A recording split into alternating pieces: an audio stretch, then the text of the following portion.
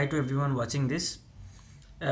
আমার আজকে topic it is us, ITISUS, it is us. এবার ইট ইজ আস মানেটা কি? আজকে আমাদের সমাজে যা ভালো হচ্ছে, যা খারাপ হচ্ছে, তার পিছনে একান্তই আমরা আছি। আজকে যদি কিছু খারাপ হচ্ছে এবং আমরা সেটাকে নিয়ে সরগরম করছি না, আমরা আওয়াজ তুলছি না, কেন তুলছি না? কারণ আমরা জিনিসটাকে নিয়ে ইউজ টু হয়ে যাচ্ছি। আজকে আমরা ট্যাক্স দিচ্ছি, সেই ট্যাক্সের টাকায় রাস্তা হবে, এটা কি এক্সপেক্টেড নয়? রাস্তা হচ্ছে না, আমরা সেটাকে নিয়ে আপোষ করে বেঁচে রয়েছি। আমরা কি প্রোটেস্ট করতে পারি? হ্যাঁ। আর উই ডুইং ইট? না।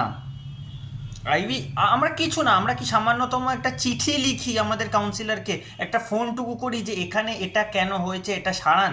না, আমরা করি না। আমরা সেই জিনিসটাকে নিয়ে চালিয়ে নিচ্ছি, এতদিন চলে এসছে, আজকেও আমরা চালিয়ে নিচ্ছি।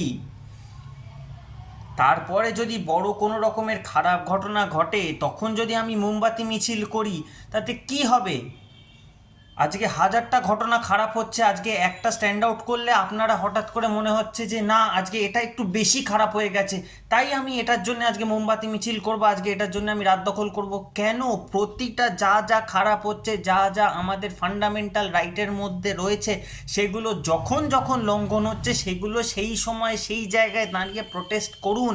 কেন করবেন না? আপনার টাকা, কেউ কারোর নিজের বাপের টাকা, কারোর মানে পৈতৃক সম্পত্তি বিলিয়ে দিয়ে আপনাকে কেউ কিচ্ছু করে দিচ্ছে না। আপনার বাড়ির সামনের রাস্তাটা আপনার ট্যাক্সের টাকাতেই হচ্ছে।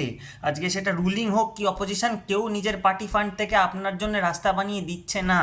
So you have the right to protest and please do.